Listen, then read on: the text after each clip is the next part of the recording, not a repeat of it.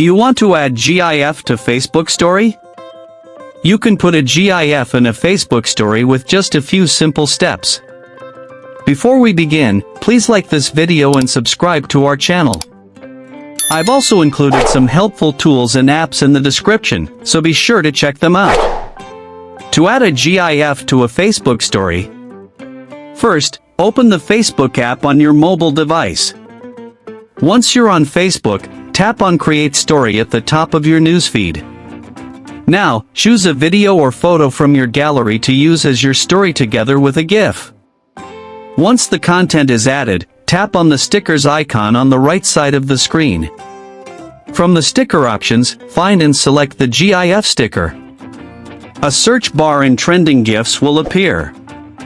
You can browse or type keywords to find the GIF you want. Once found, tap on the GIF you like, and it will be added to your story. You can now resize, move, and rotate the GIF anywhere on your story background. You can also add text, effects, or music to your story. When your story is ready, tap on the share button to post it.